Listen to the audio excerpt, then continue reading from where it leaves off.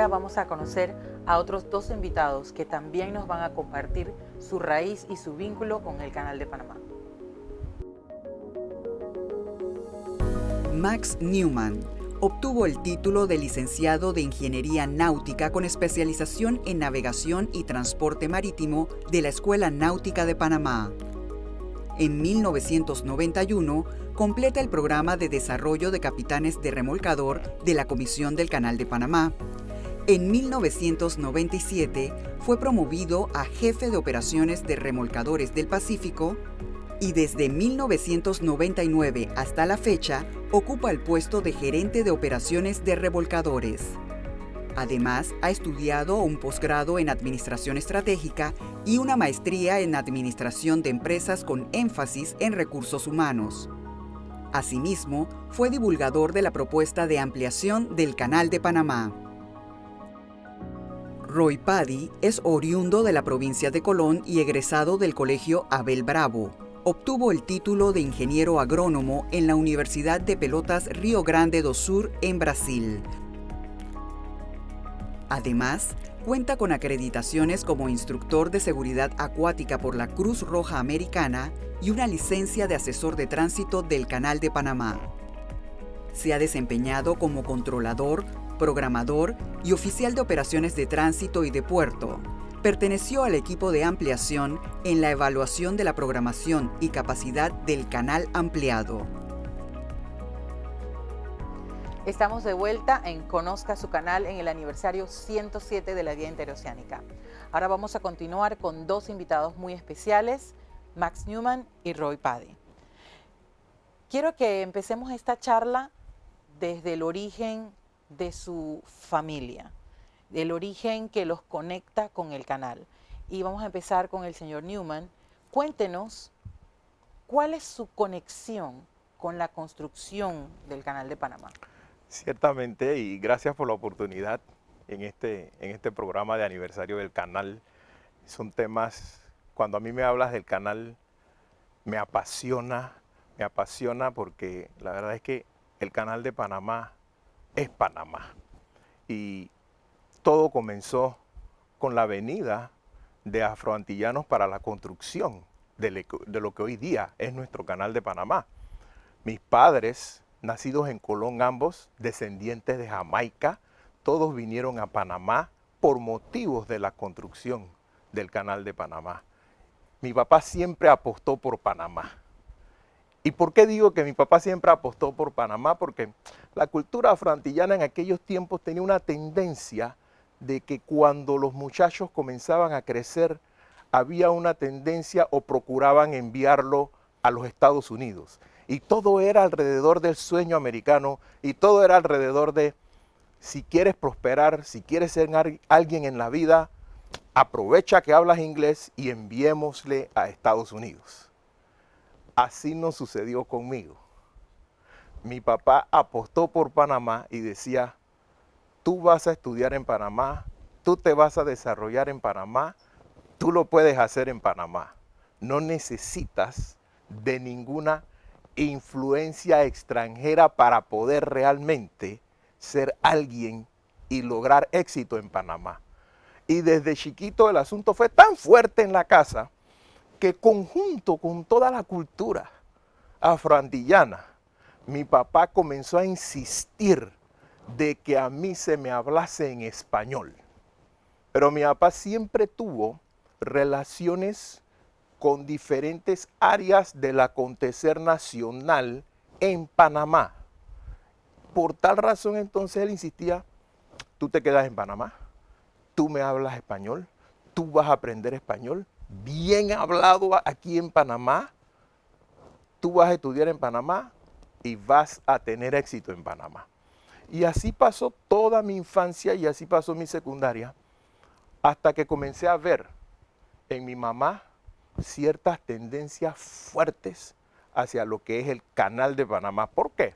Porque mi mamá, resulta ser que mi mamá trabajaba en el famoso edificio 28.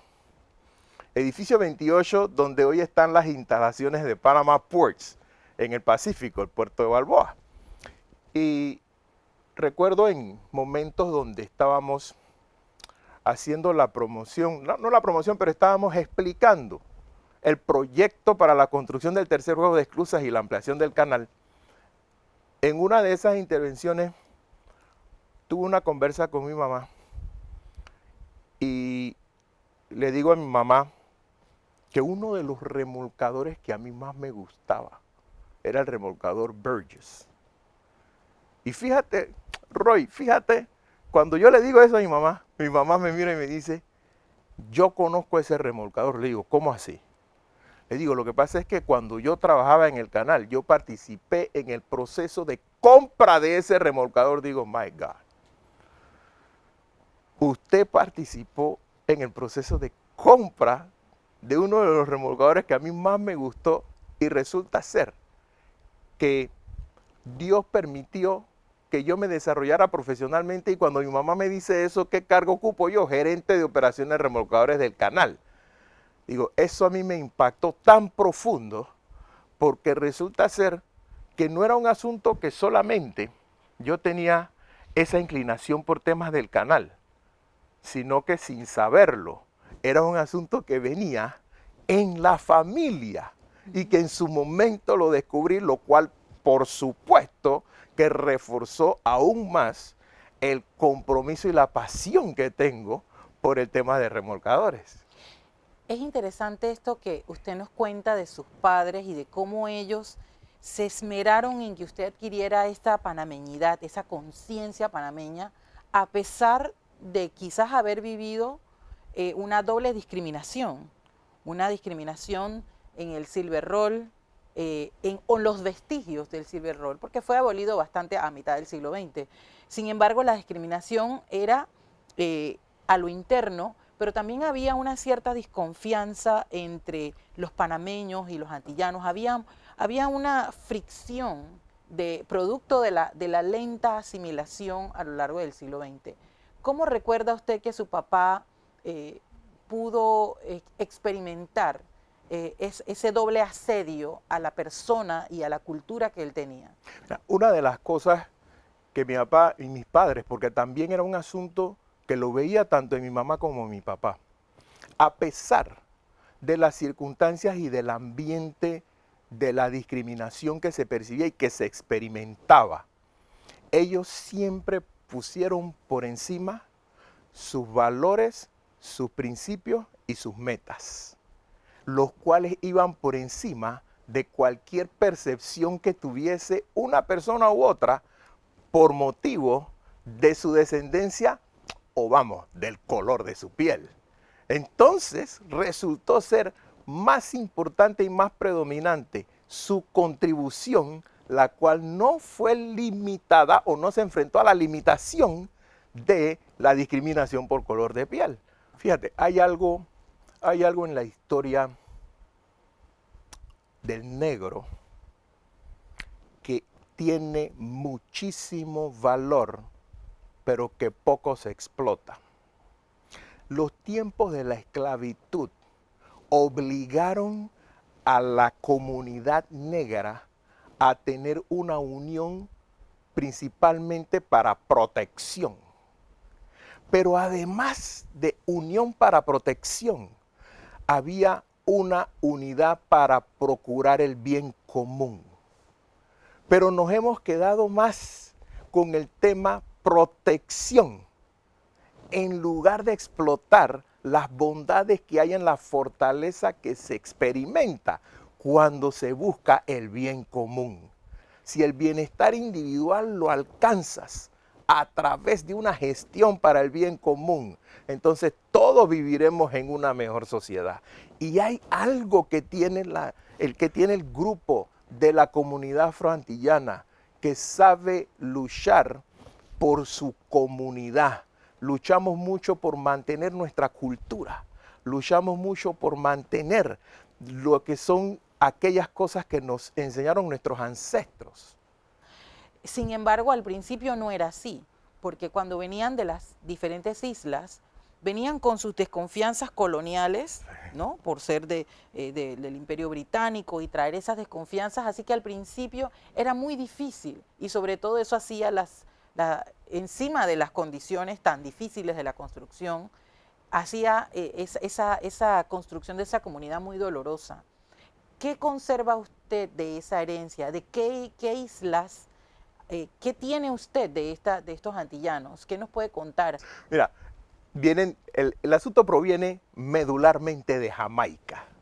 Medularmente de Jamaica, y nosotros, mira, y perdona que insista en lo mismo, pero ciertamente el sufrimiento te genera un periodo de quizás de pasividad, porque es algo que hay que asimilar, porque es algo que hay que superar.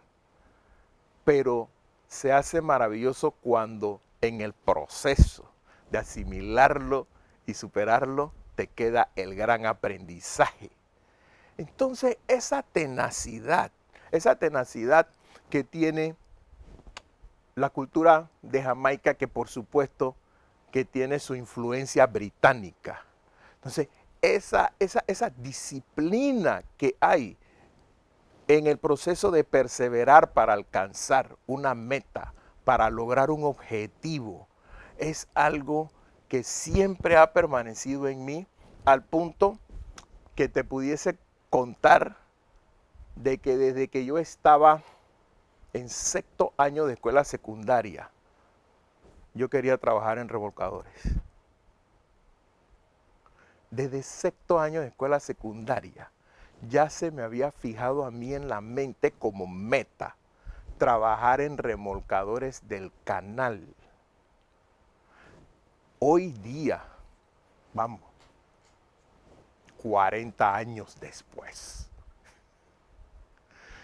tengo la bendición de Dios de ser gerente de operaciones de remolcadores del canal. Es decir, estoy viviendo la realización de un sueño, de una meta que solo se pudo lograr con la disciplina y la perseverancia, que en su momento fue un ingrediente, producto de cultura británica emigrada a Jamaica, de Jamaica traída a la provincia de Colón, de la provincia de Colón a la ciudad de Panamá, en Max Newman, quien les habla hoy.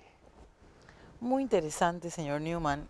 Ahora vamos a ver qué nos aporta el señor Paddy, cómo nos encontramos en la historia. Señor Paddy, ¿cómo nos puede contar acerca de la historia de su familia y su conexión con el canal y cómo ellos se asimilaron en la panameñidad? Mi herencia antillana viene por parte de mi padre. Mi abuela vino de Jamaica a los 16 años. Pude compartir con ellas muchos momentos en que ella me contaba acerca del viaje. Ese viaje la marcó mucho, porque ella a los 16 años deja Jamaica con una tía y viene a Panamá en busca de un mejor futuro. Ella dejó en Jamaica hermanos y hermanas y a sus padres. Llega a Panamá y al poco tiempo consigue un trabajo en el canal. Ella trabajó en el hospital Cocosolo. Conoce a mi abuelo, que venía de Barbados. No, yo no tuve la dicha de conocer a mi abuelo porque él falleció cuando yo ni siquiera había nacido, cuando él falleció. Ellos tienen un hijo, que fue mi padre, que también trabajó en el canal, fue comandante de los bomberos en el área atlántica. Y con ella pude compartir muchos momentos, porque yo a veces pasaba del colegio y paraba a almorzar, porque me encantaba la manera que cocinaba. Y me contaba sus historias de cuando era niña en Jamaica, de cómo los domingos todos se vestían de blanco y iban a misa, ¿no? Y después las familias almorzaban juntos. Y es básicamente lo que yo pude compartir con ella, ¿no? Y cuando usted recuerda esas anécdotas de su abuela, ¿Qué reconoce usted ahora? Porque muchas veces necesitamos un poco de la perspectiva para reconocer elementos de la cultura. Porque en ese momento era su abuela contándole la historia de su infancia, pero ahora podemos ver qué cosas de la cultura ella mantenía en Panamá. O sea, ella, bueno, después de muchos años se volvió panameña, pero ¿qué cosas a usted mencionó? La comida, ¿en qué idioma hablaba con ella? ¿Qué cosas demuestran Bueno, esto? mi abuela prácticamente no habla español, hablaba inglés.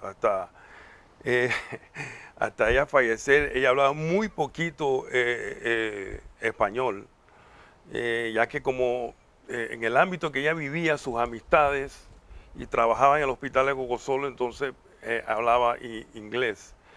Muy pocas veces yo la escuché hablar español, la verdad, ¿no? Lo que ella sí tenía y lo que ella nos inculcaba mucho eran valores. Yo recuerdo que ella nos decía que no debes mentir, nunca debes mentir. Tienes que ser honesto. Era algo que ella insistía y hablaba con mucha vehemencia. Y entonces ella me decía que era siempre mejor decir la verdad y afrontar las consecuencias. Para ella mentir era como pecado mortal, ¿no? Y si yo le contaba un secreto y le decía, no le diga a mi papá, usted podía creer que a los 15, 20 minutos ya mi papá sabía.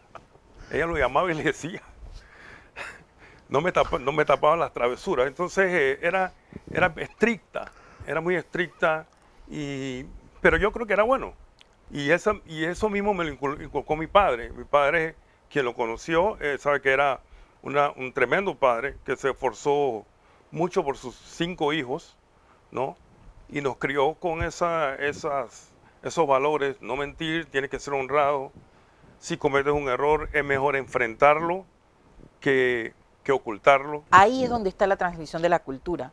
¿Qué recuerdan ustedes, empezamos con el señor Paddy, de cuando usted crecía, había a su alrededor otros niños como usted, descendientes de antillanos? Bueno, yo me crié en lo que era la antigua zona de Calera, en Rainbow City. Yo vivía en Rainbow City hasta los 18 años. La gran mayoría de mis amigos de las calles eran descendientes antillanos. Era una mezcla de muchas culturas, porque recuerdo también que habían jóvenes con padres filipinos, ¿no? Descendientes filipinos, y había latinos y panameños naturales. Pero la gran mayoría de las personas que vivían en mi alrededor eran descendientes antillanos y hablaban, en el día a día, se hablaba inglés en esa área. En el vecindario, desde niño, interactuábamos sin mayor dificultad y sin mayor sentimiento de discriminación, a pesar de que en ocasiones venían esos episodios de discriminación que rápidamente eran superados básicamente por tener una actitud de autoconfianza y seguridad que me transmitían mis padres, que ante episodios que querían tener ese foco o ese ingrediente discriminatorio, yo simplemente lo veía como que hay mucho que hacer y hay mucho por delante y hay mucho por venir. Usted nos contó un poco acerca de que ustedes ya a los 18 años sabe que quiere manejar el remolcador. Pero eso, hay veces que ese es un paso que en algunas otras personas toma como otro camino, o no es tan certero. ¿Cómo encontró usted su camino que le llevó al Canal de Panamá, que ya venía del canal? En efecto, yo cuando me gradué de secundaria, ya yo había tenido experiencia trabajando en la piscina de Rainbow City como salvavidas. Sin embargo, mi padre, él prefiere que me vaya a estudiar. De hecho, me voy al exterior. Fui a Brasil, estudié 5 años en Brasil. Cuando regreso al canal con un título de ingeniero agrónomo, se me da la oportunidad en la Fuerza de Defensa para ir a Coiba. entonces a Trabajo iba. Así que yo lo pensé y dije, no, yo no creo que me voy para allá porque ya tenía una hija y no quería alejarme de ella por mucho tiempo, ¿no? Entonces me llaman a trabajar en las bases en Clayton, Clayton Boat Shop. Luego la ACP me llama a trabajar como instructor de seguridad acuática en la piscina de Gatún. Pero mi goal era trabajar como ingeniero agrónomo aquí en la ACP. Voy a una entrevista para una posición de controlador de tráfico marítimo, ¿no? Que vi, llené, y me llaman y me dan la oportunidad. Por cosas del destino, cuando yo llego a hacer un grado 10 como controlador de tráfico marítimo, llegué a ser programador. Me llaman de Grounds y me dicen, oye, tenemos una vacante para ti. Aquí hay un grado 7. Si tú quieres ser ingeniero agrónomo, yo dije, creo que no. No. A lo largo de este crecimiento del canal y del país, hay momentos donde vuelve a surgir esa separación que a veces persiste. ¿Tienen algún recuerdo de ese momento? Sí, mira, para mí, en ese periodo, yo tenía mis conflictos, no quiero llamarle conflicto interno, pero tenía una lucha en mi pensamiento. ¿Por qué? Porque a pesar de todo lo que se me había inculcado por Panamá, pro panameño, nosotros lo podemos lograr a pesar de. Y en el caso mío, nosotros como panameños lo podemos lograr, y en el caso mío en particular, a pesar de tu color. ¿Dónde venía el conflicto interno? De que a pesar de todo esto, yo vivo en un hogar donde mi mamá trabajaba para Panama Canal Company, trasciende a Panama Canal Commission en el periodo de los tratados Torrijos-Carter. Ella se opuso. Ella no quería la firma de los tratados Torrijos-Carter. Entonces, cuando viene este resurgir en esas votaciones donde por periodo muy corto gana Arnulfo Arias, y me quedo pensando, ¿para dónde vamos? ¿Realmente estamos por y pro Panamá? ¿Para dónde vamos? ¿Para dónde vamos? Porque obviamente, por la trascendencia y la influencia que tuvo Arnulfo Arias en Panamá, sobre todo en la mujer, usted se puede imaginar la alegría que había por parte de mi mamá con esa situación de Arnulfo Arias. Pero eso me trae a mí alegría en una persona que se oponía al avance, al crecimiento y al logro de Panamá y panameños. Y ya cuando estamos hablando de 1984, ya yo estaba enfilado hacia lo que en su momento fue mi meta de trabajar en remolcadores del canal. Entonces, aquí lo que va a prevalecer es aquello en lo cual he definido que va a ser mi meta.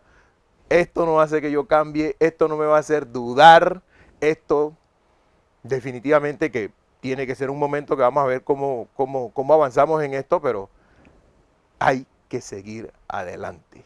¿Cómo recuerda usted ese resurgir? Luego viene la invasión, luego viene la transferencia del canal. Oh. ¿Cómo experimentó usted esa rueda? Bueno, yo en el 84 no estaba aquí en Panamá, yo todavía estaba en el exterior, así que no pude vivir esos momentos que lo que estaba ocurriendo, porque yo estaba terminando la universidad en eso. Yo llego y regreso acá a Panamá en el 85. ¿Cómo recuerda usted entonces la reversión del canal? Yo pienso que en realidad había muchas dudas que el momento se iba a dar, ¿no? Recuerdo haber conversado con algunas personas y algunas personas no querían que hubiera la reversión. Muchas personas decían, no, yo voy a votar en contra, yo quiero que los americanos se queden. Quizás hasta muchos, quizás algunos empleados preferían que se quedara. Había dudas de que nosotros los panameños pudiéramos manejar el canal de una manera correcta. Sin embargo, el tiempo ha demostrado que los empleados, la fuerza laboral, independientemente de la raza, que el canal está compuesto por tantos empleados de diferentes razas, y hemos llevado el canal a un éxito total. Inclusive yo puedo decir que quizás se maneja mejor que cuando los americanos lo manejaban.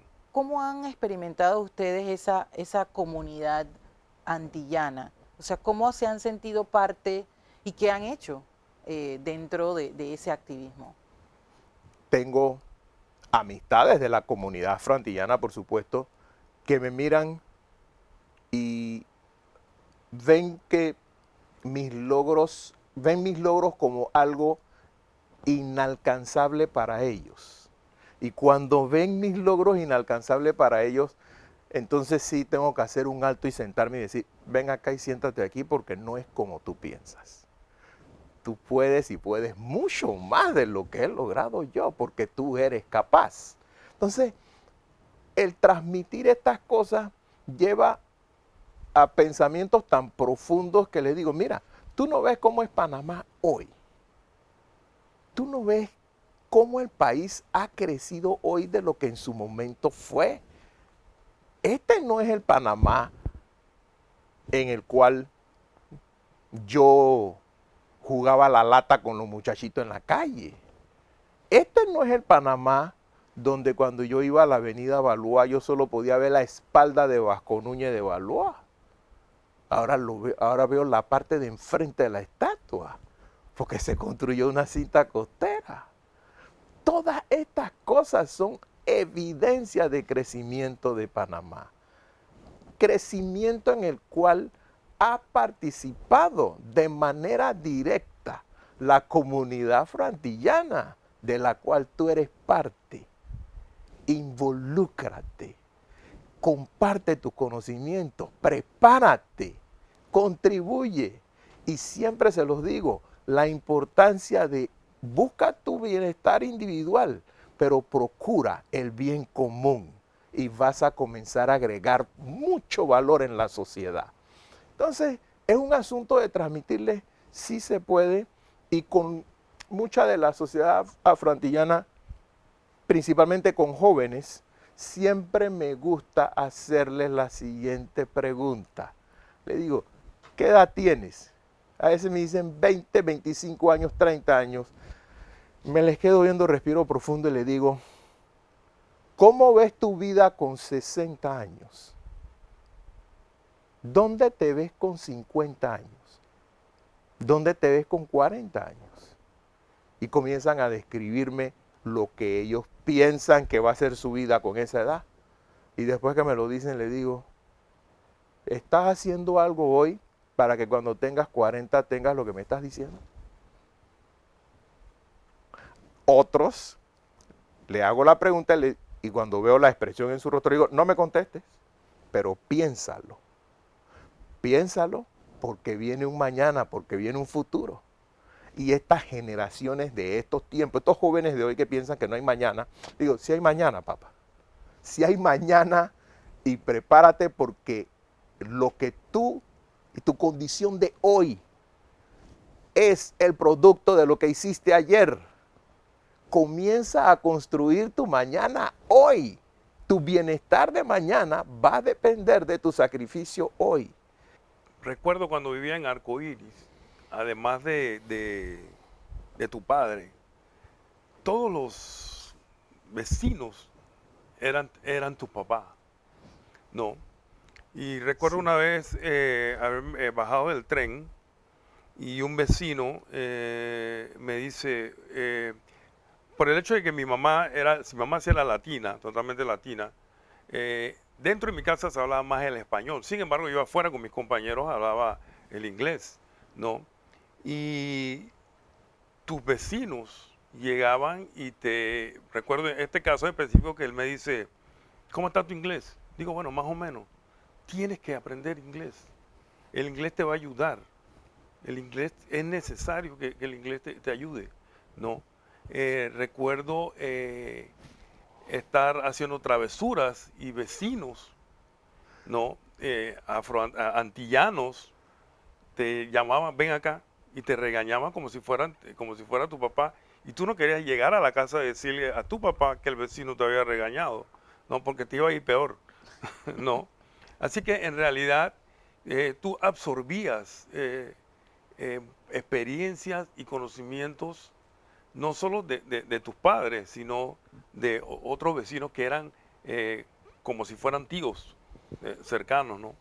Recuerdo estar de noche caminando, venía de una fiesta y paraba un carro y era el vecino. Y me dice, ¿tú para dónde vas? Digo, para la casa, sube, te voy a llevar. Y te llevaba, era para que fueras para la casa, no es para que no cogiera otros caminos.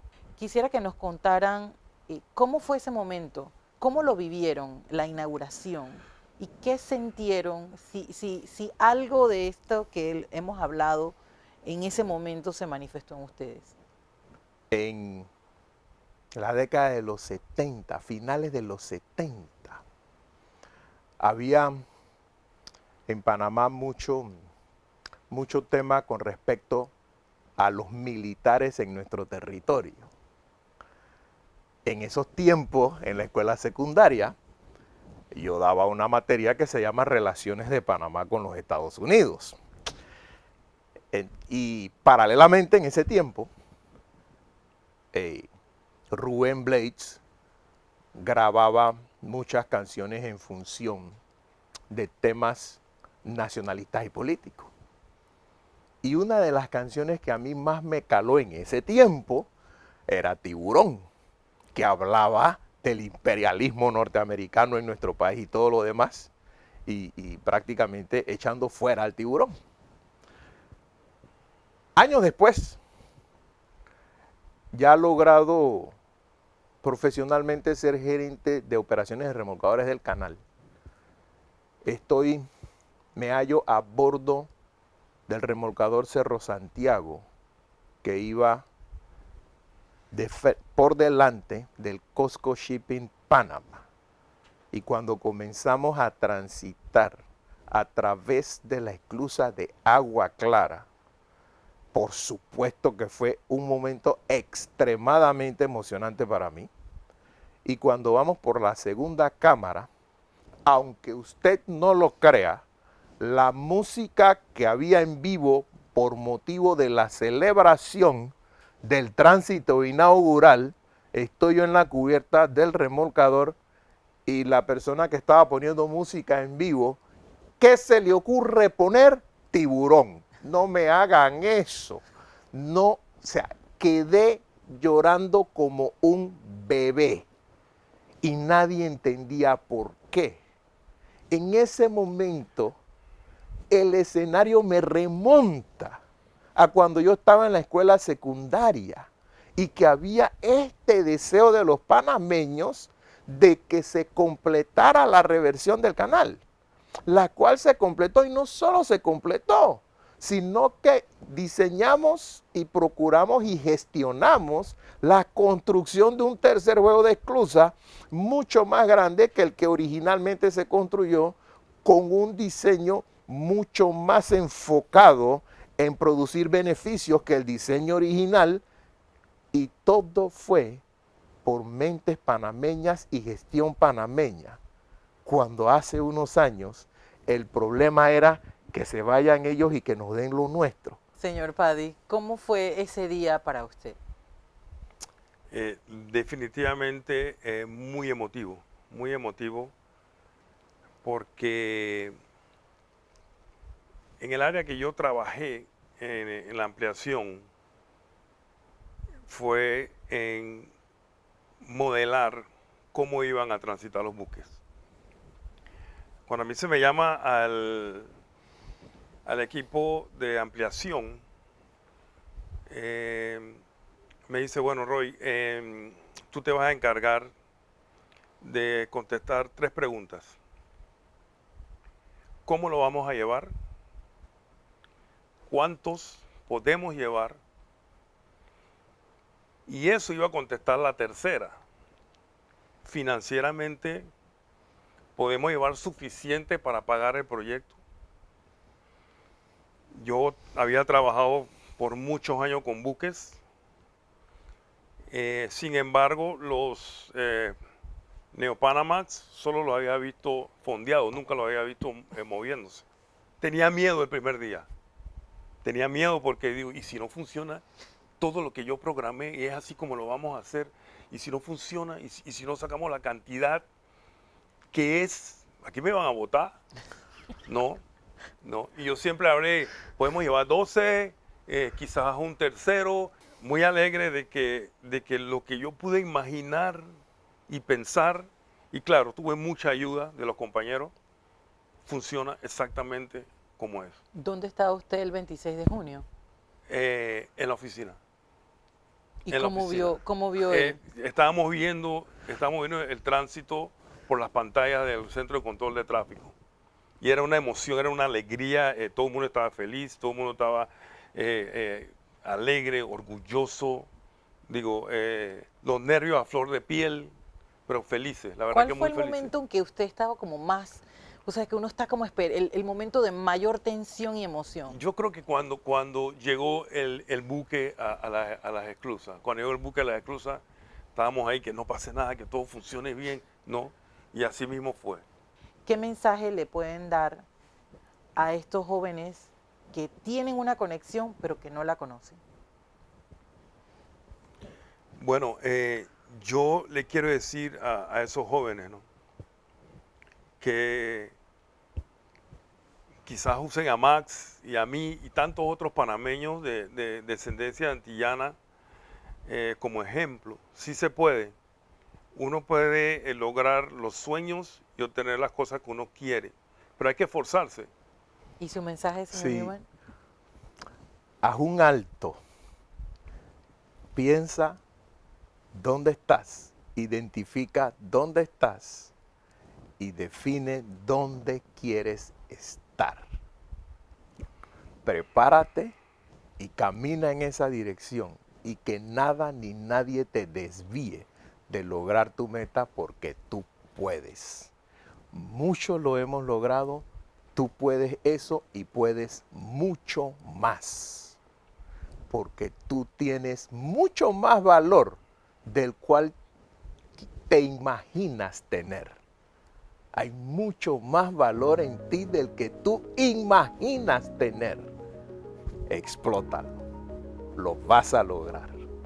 Muchísimas gracias, señor Paddy, señor Newman, por darnos esta visión de que la herencia que traemos es la que nos da la fuerza para superar las dificultades y que es la principal cultura canalera, que es la resiliencia y la valentía. Oh, sí. Muchísimas gracias por sus testimonios.